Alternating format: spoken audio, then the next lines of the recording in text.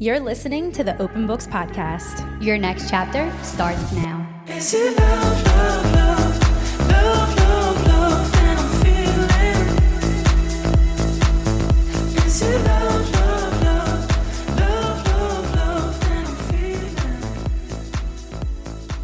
Is she the one? Oh, you know what else we need?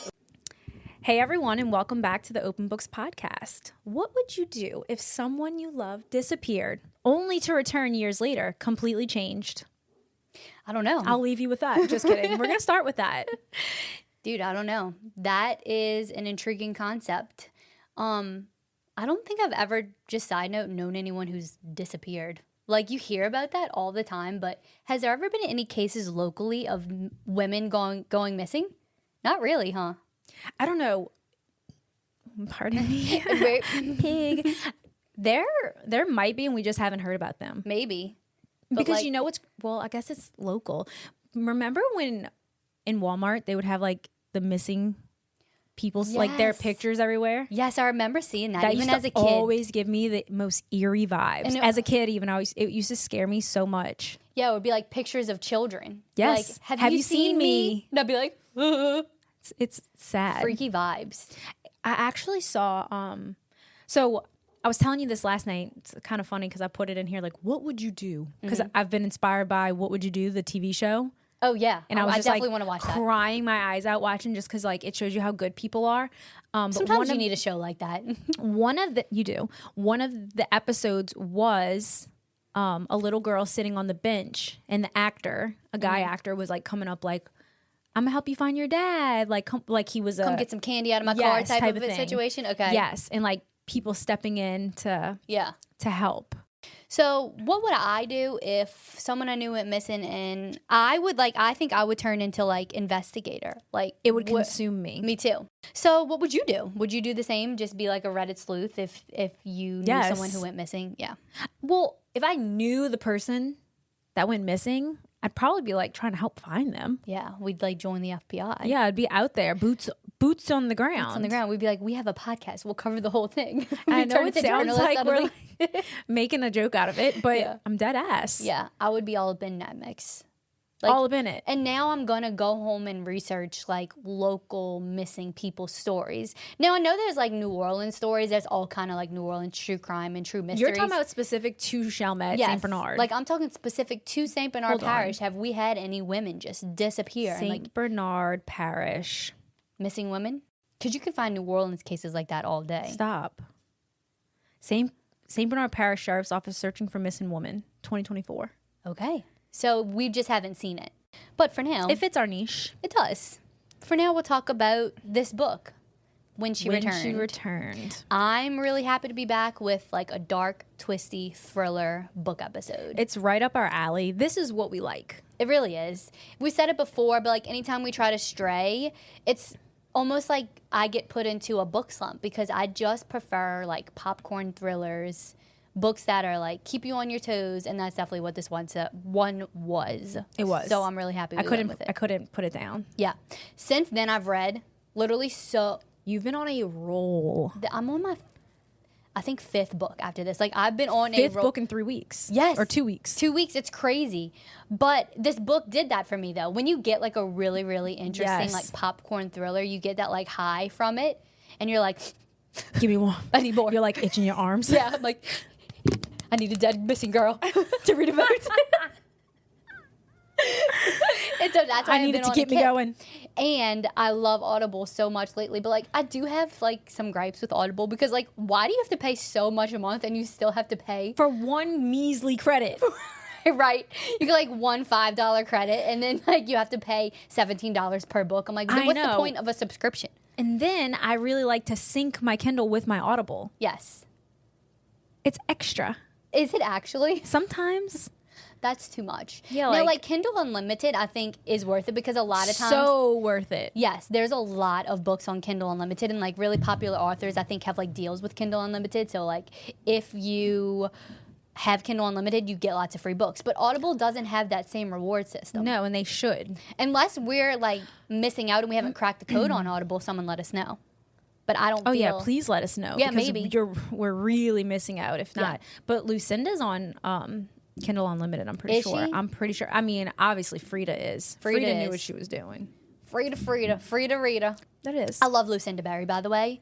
And she loves us. She really does. She's always Lucinda, engaging with if you're us. listening, Love we ya. love you. Should we just like get into the book? Yeah, let's do it. Okay, so I will hit you with a summary. This is the first time I've wrote a summary in a long time. We did When She Returned, then we did a lot of like just me and you episodes, which is a lot of fun. But it was so fun to get like literary again and like It's what we do. It's on our blood. it's what we do. I was just like like fingers clicking quick when I was writing this I summary. love that. It was so much fun. So here we go. Summary of When She Returned. When She Returned is a psychological thriller that follows the chilling story of Kate Bennett, a mother and wife who mysteriously disappeared one day without a trace. 11 years later, she suddenly reappears, disoriented, traumatized, and holding a child that no one knew existed. Her husband, Scott, and now teenage daughter, Abby, are forced to reintegrate her into their lives and uncover the truth about where she's been. So, as the story unravels, it is revealed that Kate had joined a religious cult led by a man named Ray. So, let's take it back to the beginning of Kate's experience. Kate and Scott were pretty happily married. He was a pretty good husband and father to their baby, Abby. But like so many women, Kate found herself feeling lost after having a baby and quitting her job. This distant feeling led her to sneaking around and attending religious seminars put on by a group called Love International. At first, Kate was doing research on the group as she wanted to get back into journalism, but she quickly found herself enamored with the group's strong beliefs and their charismatic leader named Ray. Ray was all around charming. He is handsome, funny, and speaks with really strong conviction and just has this way of making you feel wanted and welcome. Kate develops a fascination for him and the entire energy that surrounds his group called Love International. This group seems to be happy, united, and loyal servants of God. Ray soon asks Kate to join the group as a disciple of God. He tells her that she will come to serve the Lord with him and live a very special life. In order to do this, though, she must leave her family and come on a retreat with them to do some training. Ray tells her that leaving her family will not be permanent and they will be able to join her after her training. So she decides to keep this from Scott, her husband, and disappears one day willingly from a Target. She quickly realizes, though, that the promise that was made to her by Ray is not necessarily coming into fruition. She's taken roughly by members of the group that basically kidnap her and hold her prisoner, forcing her to fast and live in pretty rough conditions and not being bathed properly or being taken care of. She's kind of just locked in this basement type of situation. They say she must do these things like starve and perish in order to become one with the group and closer to God. They promise her that her sacrifice will be worth it when she becomes a real disciple. After months of this torture, she's finally let out of captivity and told that Scott, her husband, wants nothing to do with her and he will not be joining her the way she was promised. She's devastated by this news as she really relied on the thought of being reunited with Scott and her baby daughter, Abby. She held on to that belief to help her get through her training. She really believed that they would understand her desire for this type of life and want to pursue it with her. After her depression of officially losing them settles, Kate fully decides to immigrate herself with this new lifestyle. She, along with many other members of Love International, live in the woods, off the grid, and in servants of their leader, Ray, who at some point in the book changes his name to Abner. They have to raise their own food and live with no earthly possessions or luxuries from their previous life, such as warm showers, junk food, cell phones, TV, or any connections to the outside world. They spend their time trying to survive and praise Abner and God together. They perform dangerous and scary rituals on each other. When one day Abner decides that they all need to be reborn, that the Lord is punishing them, and that's why they don't have any food, because at that time they were running really low. After Abner would disappear for weeks on end, he came back and told the group that they all need to go through this hard ritual situation in order to be reborn, and then the Lord would bless them again with food and allow them to prosper. So this ritual included intense pain on each other. Members of the group would have to apply extreme pressure on each person, bringing them to near-death experiences. Whoever survived would be reborn. Kate did endure this training and survived, but she suffered extreme pain during the process. However, another girl was not so lucky. She was killed in this process, and this makes Kate start to question Abner and what they're really doing here. She doesn't understand why did someone have to be killed. But Abner reassures her that it was all part of God's plan. As the story progresses, we get more of the same manipulation and torture tactics, all being disguised by Abner as a way to prove your love to God. After a while, they were able to grow better crops and have food, which makes the members believe that what they're doing actually did work. Eventually, Abner says they need to procreate to make a new revolution of God's children. He gets Kate and another woman named Margot pregnant. After the baby is born, Kate names her Shiloh and is brought back to that feeling of motherly love she had when Abby was born. She wakes up to what's really going on around her when Abner claims he must take both of the new babies into the woods with him to do some type of soul work that the Lord called upon him to do. He has no real patience for the babies, though, and Kate knows that he's not going to be able to properly care for them both. This is when she decides she needs to escape. She tries to get Margot to come with her and take her baby too, but Margot is much too scared. She stays back, and Kate takes her baby Shiloh and makes a run for it in the middle of the night. This is where she makes it home, and we start the story. So all during that time, we're going to kind of like reverse timelines and see what was happening in the real world. So while Kate's living away with Love International, Abby, her daughter, and Scott, her husband, deal with the grief of losing their wife and mother. They think she just disappeared from Target because Ray and the people of Love International never actually asked Scott or Abby to join them and Kate. In fact, they participated in searches when Kate went missing from the Target parking lot that day. They suffered many long years without her, Abby never knowing her mother through anything important in her life, and all she remembers from her is loving stories told about her from Scott. After years of being a widow, Scott remarries a woman named Meredith, whose perspective we get much of in the book. Meredith also loses a spouse, and she and Scott found solace in each other, though she always felt the presence of Kate looming in their marriage. She always felt second best to Scott's quote-unquote dead wife, Abby. Dead wife, Kate. When Kate returned, Abby was hit with a huge mix of emotions. Her mother was back, but she was not the same. She was frail and scared. She had a new baby sister, and everyone walked around on eggshells around Kate, keeping her at a very fragile distance. They try to adjust back to a life with Kate in it while the police try to uncover the truth about where she's been. The real story eventually comes out to everyone that Kate left her family on her own accord to be with Love International. We find out later that Kate had secretly been in contact with Ray this whole time that she was back home. In the middle of the night, she would beg for him over the phone to take her back and explain how regretful she was for leaving. In order to take her back, Ray tells Kate that she must also bring her other daughter, Abby. So one night, Kate leads Abby and Shiloh right into the arms of Love International. But they're quickly interjected by the police, who were on to Kate the whole time, as they were tapped into the phone calls and listening to what she was saying with Ray. Scott and Abby are forced to face the real truth about Kate, and Kate is forced to learn that she was conned all along. When the police tell her that Ray was never who he said he was, he even had a different name. Everything was a farce, and Kate is going straight to jail for the attempted kidnapping of her two daughters. And the aftermath of all of this is exactly where the book ends. There we go. That was a really good summary. Thank you. It We're was so back. much fun. We're back. so back. That's how I felt, and I was like, the literary, some discussion-based questions. If you're new here, we call those DBQs because it's fun to say. We love acronyms. We love an acronym. So you talked about the dual timeline in your summary, how it kind of like went back and forth. So did you feel like that enhanced the suspense of the story? Yes. The timelines and like the shifting of the perspectives. Yes, I love a dual timeline. Me too. Especially when it's done right. And I know This was done right. Yes, we know Lucinda does it right. Actually, one of the books I just read, what is that John Moore's book called? Keep It in the Family. Keep It in the Family.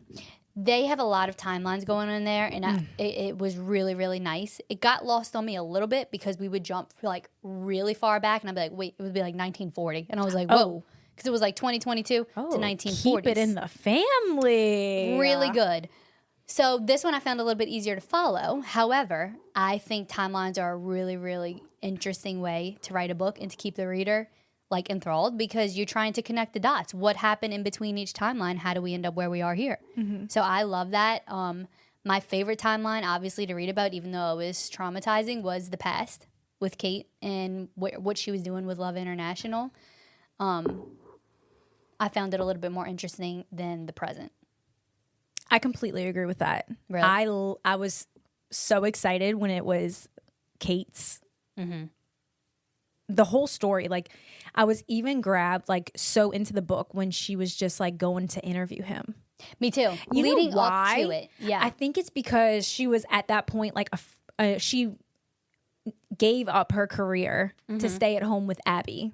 And this was like her first, like getting back into the swing of like interviews and things like that. Yeah. It was exciting for her. So it was right away, you could pick up on like, oh, she's vulnerable. She's vulnerable because like the first interaction with Ray, you could tell she was like not into him, intrigued by him. Yes. So then as that I felt like every time it would go back, yeah. that perspective was nice to see. Yeah. I got excited when it was like her figuring out her place in this group. And like, yes, the most, I think, interesting part of the book to me probably was that, because now I'm just thinking back to how I felt. And now I'm remembering the one scene, like right before I knew she was too far gone and she was over the edge, when she was at the seminar and Ray did something crazy. Like he made someone cry on stage or something. And he wanted that man to kill himself on oh stage. yeah, that's what it was. Not cry. He wanted to literally kill himself. Yes. Girl, get out. What are you doing? And she was like, I stayed. I knew wait, no, this is what he said. He was like, if you want to be part of this, like say I, or like say you're with me. And she was like, and then I screamed, I'm with you. And I was like, oh, she's fucked. I want to tell a story. Please, let's hear it. Is it cult adjacent? Kind of. Okay. So I went to I guess it was like a youth thing Yes. I've been to many. when I was younger. And it was kind of similar. Like, if you love Jesus, come to the front. Yes. So I looked around. You're like, well, I do love because Jesus. you're exactly Yeah. like you're young, and I think you're so used to the way like your church does things. So I looked around and like everyone was getting up and going, and I'm like, I do love Jesus. And he's going to be mad at me if I don't get Correct. up and go. I'm like, well, if clearly yeah. this is what I'm supposed to do. So I get up and I go to the front, and I'm like looking, and like they were preaching and speaking about like loving Jesus, and Jesus is with us, and all these things about Jesus. And I'm like, you know what? Yeah, hell yeah. Love Jesus. And I look down, and they're like putting hands on people, Yeah. and like people are crying and dropping to their knees. And I'm Yep. like, wow, I don't think I've ever like felt the spirit of God like that. You get that feeling in you when you're surrounded by it. Correct. Yeah. You I'm get like- that like flutter. Like Yeah. So Yeah. I'm excited because I'm like, this is about to happen to me. Yeah. Like this has never happened before. Like we don't do this where when I grew up, like this is new to me. Right. And as you know, they were getting closer and closer because I was at the end of the line. As they were getting closer and closer, I'm like, oh my gosh, it's about Your to heart happen. starts beating Like, really fast. so nervous. Well, they lay Yeah. hands on me, and immediately I'm like, okay, wait, I don't think I like this. And they start, and again, I am not trying to like, No. I'm just like this is my personal experience, and it just was like something I've never experienced, Yeah. like speaking in tongues Scary. and like eyes rolling back. I was scared. So I like took off. Yeah. And it was like, don't let the devil win. And I'm like, I'm good. Like, I don't feel The devil's not coming after the devil me is right actually now not with me. Yeah. Actually, like, I need Jesus with me right Yeah. now. I need the Lord I to actually rebuke this feeling. I'm scared right now, but I'm Yeah. trusting that, you know, Yeah. the man upstairs has me because this is scary. I just like called my mom and dad to come get me. Yeah. Mom, pick me up. I'm scared. I'm scared. No. 100% Amber. I've So had that. for me, again, I'm not trying to be insulting to anyone. No. But to me, I'm like, this isn't, That's not what you personally. this is personally not how I connect. That's not your journey It's not my journey. with like religion and spirituality. No. So it did, to me, feel a little Scary. scary. I've had that same exact experience. Did Like you? in my youth. Really? And I've definitely had the experience where I felt like something was wrong with me because I'm like, I'm not crying on the ground. right. Screaming, crying, throwing up, rolling around. Correct. So like, do Like- I not feel the spirit of Jesus Right. because I'm not doing that? Yeah. And I've had those moments when now looking back, I'm like, that just wasn't the way I choose Correct. to, you know, share my beliefs or whatever Big, that might be. boisterous, charismatic preachers. Yeah. Type of thing. Yes. And so something I learned about that type of like energy, I forget what it's called. We'll have to look it up. It's some type of like cadence of voice that people use. It's the same cadence of voice that people use at like self-help talk seminars and TED Talks. where they like It's a tactic? It's a tactic. Question mark. Yeah, it is. They start speaking to you. They start saying these things that sound like really nice, and then they get louder and louder and louder, and then they'll calm back down to like bring you back to earth. And they're like, then they'll talk, and then they get really, and then it makes you excited. It's a tactic, and like I think it's also something that naturally happens when you are like a speaker. So like I think it might not just be like something only preachers and pastors do. I think it's like speakers. It's like a cadence of voice to make people interested in what you're saying. But it gets you. That's so interesting. Isn't it? We'll have to Google what it's called. Because I did picture Ray when he was giving his seminars or preaching in the book to be, I mean, he was described as like super charismatic. Yeah, so I think that's exactly his I tone pictured of him voice. as a handsome man too. Did you? Oh, me too. I wish I would have casted him because I can't think of who I picture in my Oh head. my gosh, this would have been such a good. This is a castable This book. is a We need to castable bring book. that back. Casting our books. If we can think of who Ray looks like, I'll let y'all know. I'm Wait. trying to think. I know who he looks like to me. Who is it? You know the president from Paradise? Yeah, James Marsden. Yeah, that's who he looks like to me. Perfect. That's exactly who he I looks can't like. ever remember that actor's name, and like he's an actor. He's everywhere. He's everywhere. I actually love him. He's in so many amazing things. He's a great actor. So He would make a great. he's a Ray. Ray. This would be a really good movie. Ooh. It would, and he would totally be able to present that like tone of voice that really you care about what this person is saying, and you like believe it. Yeah. And- And being handsome adds an extra layer. Yes, and again, that works for a lot of people. But if it doesn't work for you, it can definitely make you feel Scared. Yeah. Meredith, Abby, and Scott each have very different reactions when Kate returns. Whose response felt the most realistic to you?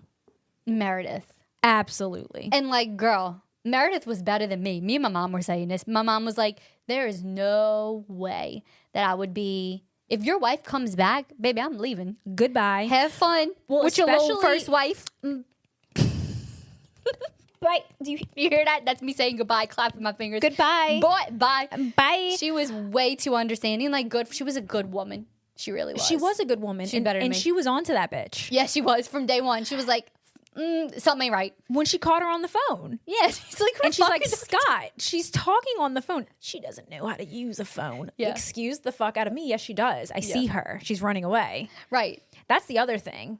You don't believe me? Mm-hmm. You believe this woman that's been missing for 10 years? And we've been together 10 years, and I've been taking care of you and your grieving self. And Right. you're always crying over Kate, and I'm always like, no, I get it. Like, I've been so understanding. And then she comes back. And then when she's like explaining, she's like, I see how he looks at her. He's so gentle. Like, he gives her a hug. I'm like, girl, That's love. I'd have to walk away. I want to say something. I want to say something. Say something I about want me. to say something about that. But I'm going to save it. I'm going to save. Okay. We're going to come back to Scott. Okay. We're going to come back to the Scott of it all. We have a lot to say about Scott. But as far as like 'Cause- the reactions, Meredith made the most sense. It did. It was the She was most logical. no one's going to be like, your dead wife's back. Let her move in. Let her stay. Let her sleep. We'll keep Shiloh. No one's doing that. No, that's so true. The fact that she lived there in the house that used to be hers and she's in the guest room. I'm like, nobody sees this is fucking weird. She said that at one point. She's like, I'm just going to say it. Like, no one thinks this is weird. Like, Go Meredith. yeah, she was like way too nice. I think she was also, she said this a lot of times too. Like, Scott lost his first wife and she lost her first husband. But like, she didn't love her first husband the way she loved Scott. So they had different grieving experiences. Like, I think she loved her first husband, but it wasn't like this love of her life that meant everything to her the way Kate was to Scott. Correct. Yeah. It was opposite. It was opposite. Like Scott clearly loves Kate in a much different, more passionate way. That was his first love. right. Then he loves Meredith. And I think Meredith's first love was Scott. Correct. So I understand like her confusion and her want to make it work, but like, girl, ain't no way. Would you rather be in Scott's position, discovering that your missing husband had built a new life? Okay. Like you discovered Love International, he joined a cult. Matt leaves me for Love International. High and dry. I got a High baby. and dry, yeah. Okay. Then had a baby. Or would you rather be in Kate's position, coming back and trying to integrate into a world that had moved on without you? That is Without knowing her motives. Like obviously she had an ulterior motive the whole time. But Right. pretend we didn't know that. okay. That is tough. Yeah. I would rather be in Scott's position because I would not want to have gone through what Kate went through. And like to me, this is like, I don't mean this, but like to me, I'm joking, but I'm kind of not. Like being in a cult's kind of like embarrassing. Like, why'd you do that? Like girl. why'd you No, get, like, literally, like you what do let them put you in a bag and a sheet and beat you up. I'm like, why did you leave? Like, but, girl, and I have lots to say about Kate too, and I'm maybe sure we'll probably get there. But like, I'd rather be the one that didn't like That at least kept I didn't living get life, had fooled. your baby, and Right. At least I didn't get fooled into being in a cult. Like, you're not boo boo the fool. I'm not boo-booed fool. And like, if Matt, okay, so say Matt disappears one day. I spent all this time being like traumatized. Like, where's my husband? And then he comes back like with a baby, and he's been in a cult. I'd be like, ew, Loser. I'd be like, get out of here. Loser. You mean to tell me you were that weak? Goodbye. Go back to Ray. Right. I guess her No. name was Rachel. Go back to Rachel. Rachel, Abner, whoever, like Yeah. changing his name. Bye. But seriously though, like in all seriousness, like I did feel very bad for Scott because he was like this whole time grieving, and he's like, "Wait, you literally left me?" Okay. Like, In Kate's defense, yes, she did think her family was coming to join her. that is true, and she did grieve her family. It's not like she went and joined this cult and like didn't care about her baby. I mean, I think Kate was what, 4 maybe, or she was about to go into kindergarten, so she Yeah. was like young. She didn't think, like, it's not like she left them and just like didn't care. She did Correct. struggle with this. She cried over them for a very long time. So you are right about that. Because I think now I can, like, as a mom, right? Not that I can, like, connect with Kate. Like, I'm not trying to go join a cult, guys. Right. That's not what I'm saying, please. But being so, like, losing yourself to motherhood and not having anything, like, she didn't have her job. She just went back. So when she goes back, her first case, or whatever you want to call it, for her journalism is Ray in Love International. So true. So she does this, but she's already weak and vulnerable. Right? Like, Scott's been working, baby's back in school. Like, who is Kate? She's trying to, like, rediscover herself. So I think she was already vulnerable. and then when you have someone like Ray telling you, like, you are important, Kate. Like, You're you so important. You're so strong. you have You're- like work to do here. Like I'm being called, drawn towards you. Like, this is like serious. This is you. Correct. And she went to all those seminars, and the seminars were literally like discovering your true self. And they're like, using that tone of voice, like we mentioned. yes. So then you're like hyped up, like you were saying, like it gets Yep. people hype, and you're believing in yourself, because they didn't start off as like worship Ray. Ray is No, God. It was about the person. The person within, and Yeah. letting your fire out and all this stuff. And I think Kate definitely bought into that. Mm-hmm. So then when it's like, actually come join us, come live with us, you are a disciple, I think. they said, disciple. yeah. That's it. I was like, what was it, the word that they used? Yeah. Like, you're actually a chosen one. Yes. So by this point, she's already so far gone, Right. that she's like, wait, And you could tell in her dialogue and the way Lucinda wrote her it that changed. slowly over time she was getting further and further away from the truth. Correct. So when Ray's like, actually, look, you're a disciple, you're a chosen one, you're special. I see that in you. Like, God's picking you. Mm-hmm. I'll get Abby and Scott on board. And that's what it was going to be. Yep. And she was like thinking in her mind, Scott's not just going to come right away. He needs Ray to Yes. explain this to him, to help him understand. Because he wasn't for Love International. Scott was smart. Mm-hmm. But I did think it was interesting. Actually, we'll just jump into this. So the last discussion question is, did you see the bigger major twists coming? And were there any moments where you had to stop reading just to kind of like process what was happening? So the bigger major twist being that Kate was in contact with Ray the whole time. The whole time. So not really, honestly. And when it happened, I was like, how did I not see that? I assumed she was, you know who I thought she was talking to on the phone? I thought it was going to be Margot, the other wife that was like pregnant. she got away too. Right, or she was trying to help her. That's Yeah. what I thought. She was trying to like somehow help Margot. When we found that it was Ray, I was like, duh, I should have realized that. But I did. That's when Kate lost me, because, like you said, I can understand all of that. Honestly, like, joke about it being embarrassing. I'm like, it kind of is, but it really was set up in a way for you to kind of think about how lots of women can lose themselves in that first couple years of motherhood, when you finally step back and you're like, well, who am I? Correct. And I can see how that is what got her, and she was vulnerable, and she's in this like place of self-discovery. So I can understand all of that. Where she lost me was that final twist, when she then was in contact with Ray and then decided to put Abby in harm's way. Because at this point, you've seen people be murdered out there in the woods. Like, Right. You've seen that And it's you not still all think it's good to have your your daughter two out. children Right. in that environment. Where clearly, like, this man has taken on multiple wives. He sleeps with multiple women. He puts people in danger. There was, I think it was more than just 2 people who have died since you've been there. So at this point, you're now think it's a good idea to bring your daughter. Oh, yeah. I forgot. He straight up shot somebody, huh? Yeah. And then in the ritual, which was crazy to read, actually, what were they doing in that ritual? I was trying to understand. They were just literally beating someone up while they were wrapped up in a... Yeah, so the ritual was like how you are reborn. It's like you get to a certain point in Love International and you have to be reborn. So the entire cult or whatever you would group they gather together just like they would when Ray would preach and kind of like give his sermon, his word, and they wrap the person. So basically everyone in the religion has to go through it. Everyone in Love International goes through the rebirth process. So you're wrapped in a sheet, face included, like you cannot breathe. It's so and scary. the disciples, they beat you and beat you and beat you, and like that, you pushing you to like find the light. Brink of death. Yeah. Correct. So basically like you are responsible for ripping open the sheet.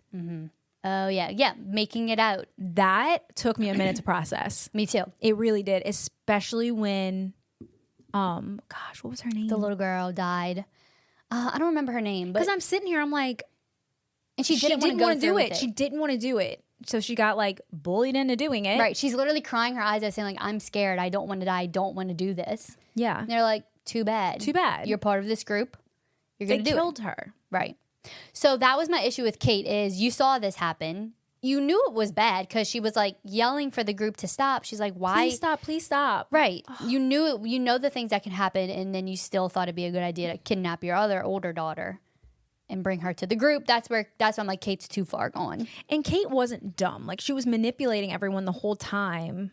Right. Okay, so I have a question about this. Do you think her escape was to only get Abby, or do you think she escaped because she really did want to leave, and then once she got back to the real world and probably just felt so disconnected from it, that's when she panicked and recontacted Ray and then got back into that belief system? Or do you think it was always to get Abby back? I think this is one of like the bigger questions that Lucinda wanted us to wonder about, because when the book opened, she was running away. Right. You're right. Yeah. And then that's when it's like, I'm Kate. I'm back. I've been missing. I'm not dead. And we never really did get a finite answer. So I guess it's up to us to decide. Correct. So I don't know. I don't know either. I could see both being... I'm not sure viable. what I think, to be honest, about that, because the beginning leads us to one answer and then the ending is another. And she would have had to contact Ray. Well, not necessarily. I would say she would have had to contact Ray for him to know where she was. But if it was all premeditated, a ploy, yeah. he would have had her home phone number. Also, like, where's Ray at this time? Is he still living in the middle of nowhere? How do you have a cell phone? Because I thought they had nothing. Right. Where was Ray going on when he would disappear? Oh, I would love to get that because he answer. was rich. His mom was rich. They were He's loaded. probably just, He's like, probably going to like the at his Bahamas. mansion. Yeah. No, that's exactly what he was doing. Like, he was just living his life, like, and then coming back and being like, I just had this He has moment this like with God complex. The worst. That's really, I'd like to know what our listeners think. Do we think that it was all a ploy to get Abby, or do we think that she really was scared, decided to run away, and then when she's like trying to be reintegrated into the real world, she realizes like, whoa, this is not for me, like, and she goes back into that needing Ray. Yeah, and then he was like, bring Abby back. Or she's like, the only way I'm coming back is if I bring Abby. Like, what was it? Either way, Thought-provoking. very thought-provoking. But either way, it led me to the same conclusion with that was like, I'm out on Kate. Like, at this point, you knew better. No, I was not Team Kate. Yeah. Yeah, I did feel No bad more for her, excuses but for her now at I'm the like, end. yeah, once you try to take your daughter, Yeah, who's already traumatized from you leaving because, I mean, and that was really sad too, just Abby's perspective in the book because she was so sad. She was just like, one thing she said that got me, she was talking about like princesses and all my friends had their favorite princesses, but like mine was always my mom. Like I heard all these amazing stories from her and that's all I have. And it was just like, damn, she really left me this whole time. yeah. Very sad. It was sad. Her only memories of her mom were pictures because she couldn't remember her. Yeah. Now, I have two possible theories that I want to read to you. And one is about Scott. So that's why I was like, let's save the Scott. We'll come back to him. Okay. So the first possible theory, and these are just like, I was in a rabbit hole on Reddit and Goodreads and all the things. So Kate wasn't fully brainwashed. While the book presents Kate as a victim of cult manipulation, there is a theory that she may not have been entirely brainwashed. Some readers argue that, at least at some point, she made a conscious decision to stay with Ray. So this kind of ties into kind of what we were talking about. Right. Perhaps she developed Stockholm Syndrome or found a sense of purpose in the cult that she didn't feel in her previous life. This could explain why her reintegration into her old life feels so difficult. She's not just a victim trying to heal, but someone who, on some level, believed in the life she was living. Honestly, I could totally see that, and I think that could be the answer for the question that we were just like delving deep into. It was like she kind of always knew. Yeah. And that could make sense on why she'd come back to get Abby. It was all kind of a ploy. She is that. Okay, I'm half in on that. Like, she's just as bad as Ray. Yeah. Okay. And maybe that's what he saw in her. Right. He got the vibes. He caught her energy. He was like, this girl is just like me. She can live out my purpose. Yep. I can control her. Okay, the second theory. Scott knows more than he lets on. Okay. Scott presents himself as the grieving husband who moved on without Kate.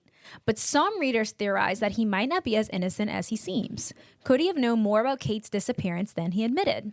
Maybe he suspected something early on, but didn't pursue it because it was easier just to move forward with his new life. This would add a darker layer to his character and explain some of the tension surrounding Kate's return. Because remember, they did get in a fight the day she went missing.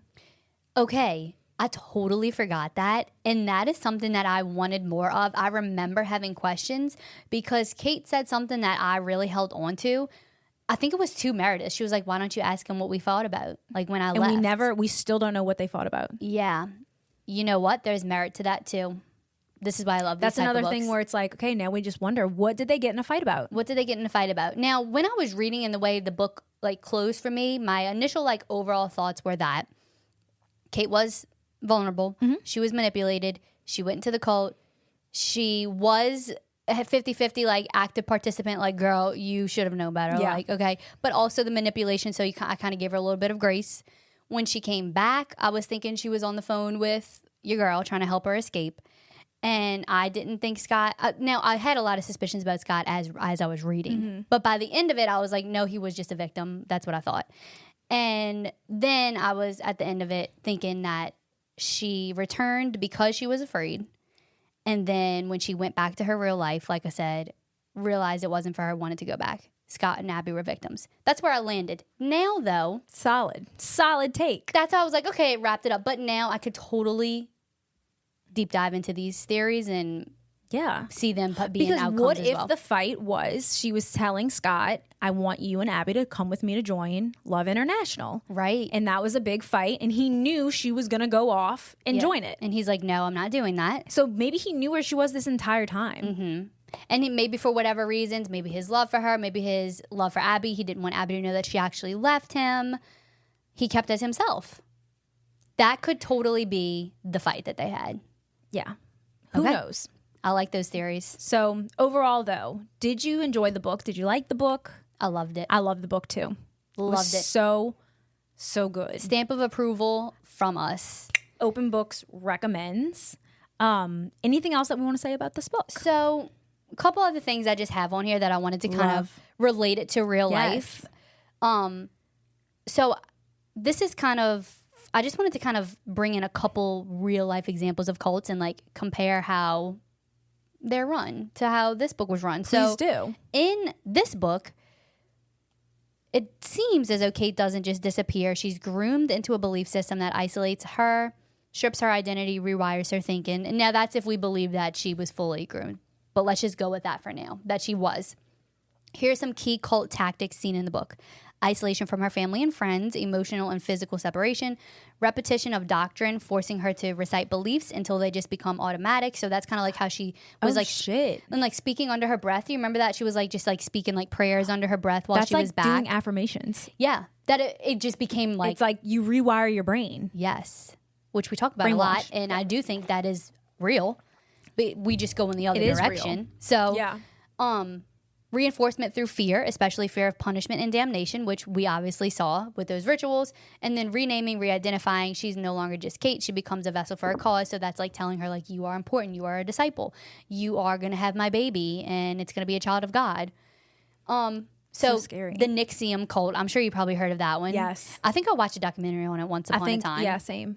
Keith Raniere was the cult leader's name. Self-improvement cult turned sex cult, which like they all kind of do. They all turn a little sexist in a way. Yeah. Just like at the end of this, he's like, I shall take you all to be my wives, and whoever wants to have children with me, they're going to be children of God. We're It's going to like, repopulate the earth. right. It's like, no, you just want to have sex with these women. Like, Yeah. literally.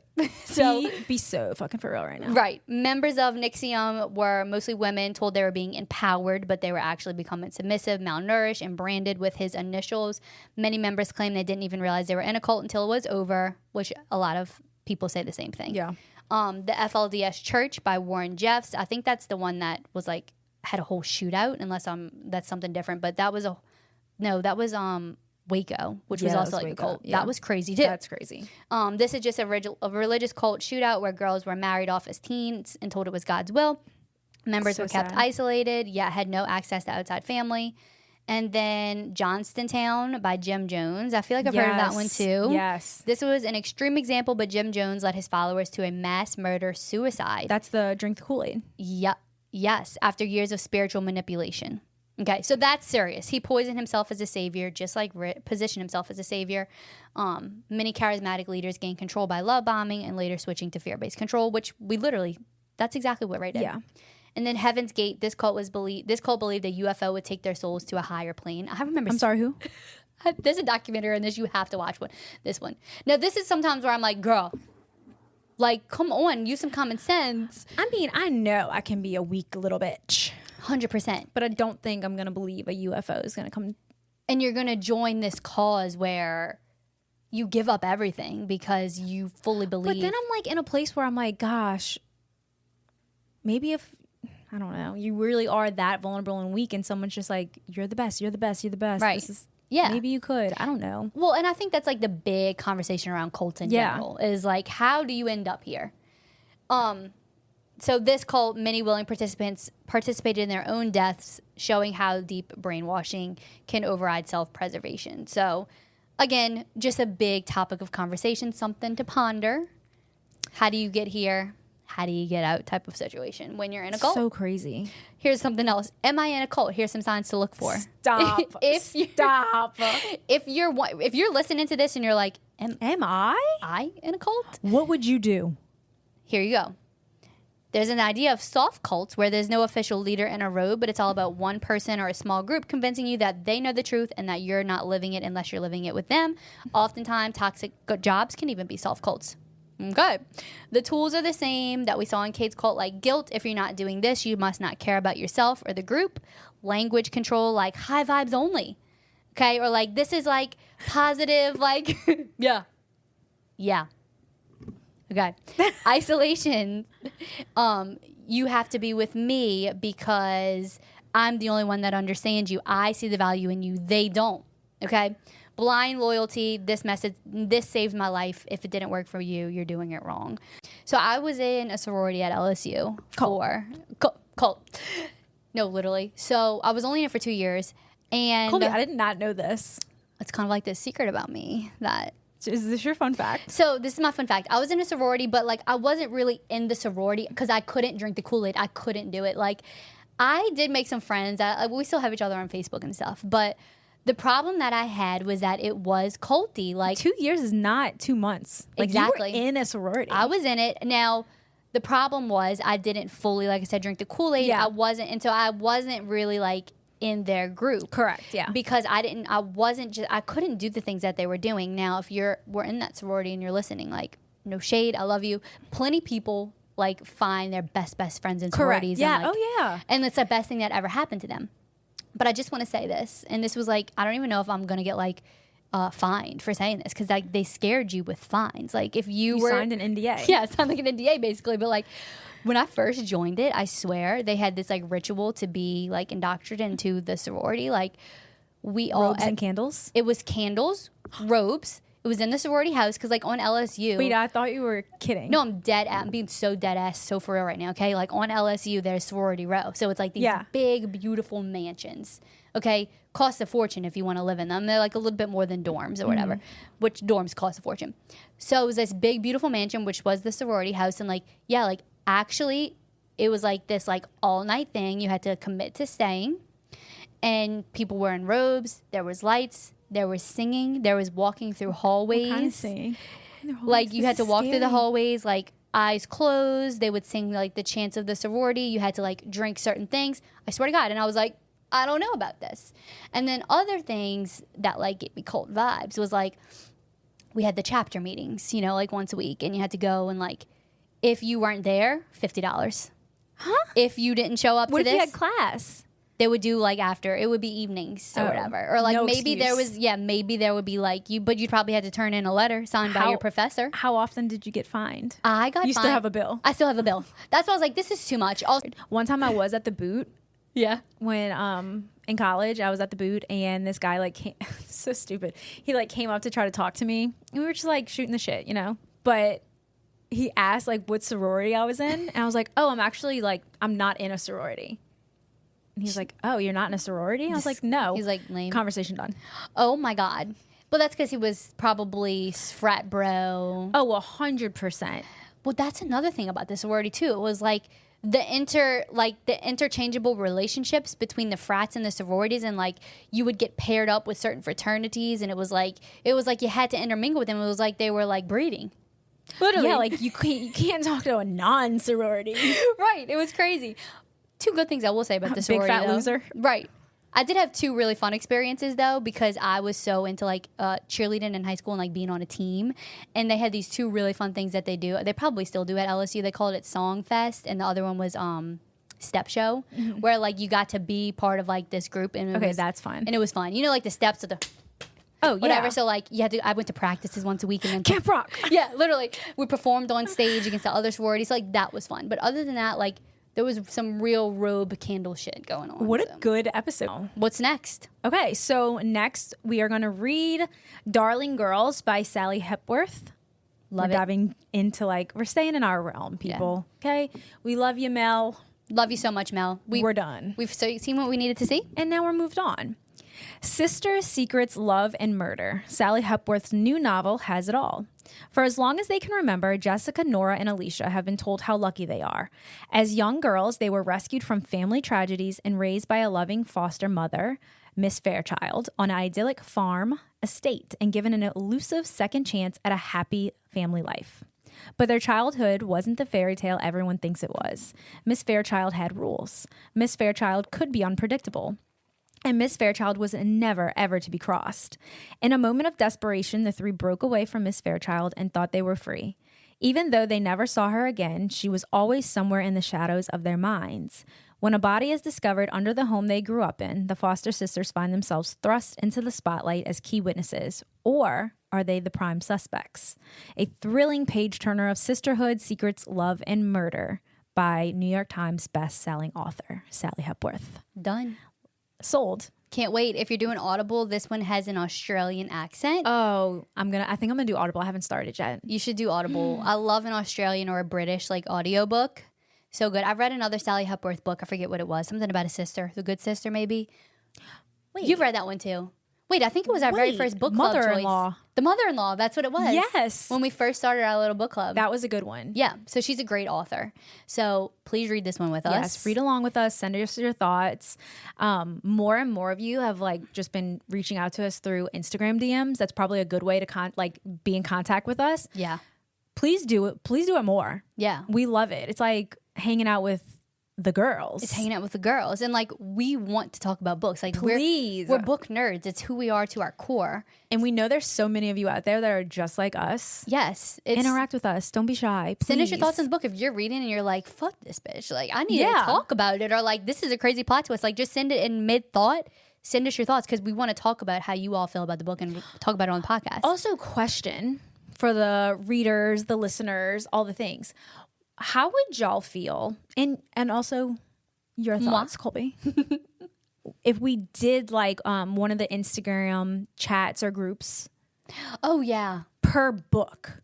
I love that idea. So like we wouldn't have multiple chats going at once. Like it would just be on Darling Girls. And then once Darling Girls is done, maybe we like delete that chat, start a new one for the book. That's perfect. I guess kind of like a community. Yeah, I think that would give people a place to actually talk about it too, because I do see that it can be like you'll forget or you don't feel like getting on and going to our page and then sending us a DM when you have a thought. If there's a dedicated place This way, for it, everyone sees it and like everyone's kind of talk talking back and Like forth. it's like, and then our episode's like, oh, we made it out the group chat. that's perfect. I think it's cute. So let's try it for this. Let's next try book. it. Yeah, We'll just, if See it how it doesn't work, goes. it doesn't work. yeah. Also, don't forget, if you're not a part of our Facebook group, the Open Books Podcast, come join. Right there is like literally we have a random like old school Twitter. We just Yeah. kind of like put our thoughts in there. Wait, Everyone that's just a kind of perfect- like says it. That's the perfect way to describe it. It's Yeah. like it's like a tweet. Like It's a I'm tweet. just like I'm just Severance finale was so good. Like I just like blurred out my thoughts there. yeah. So that's always a good time. Join us there. Yeah. And then you want to pimp us out everywhere else that we are. I will happily pimp us out. Love that idea though. Let's definitely do that. Okay, perfect. And then follow us on TikTok at Open Books Podcast, Instagram at The Open Books Podcast. And then don't forget to leave us a review on Apple Podcasts, because Please. that is definitely how the algorithm works in podcasting. It's different than social media. You have to have reviews. You have to have rates. We know there's more people who love reading. You have to show us love, guys. You have to show us. Please. Tink.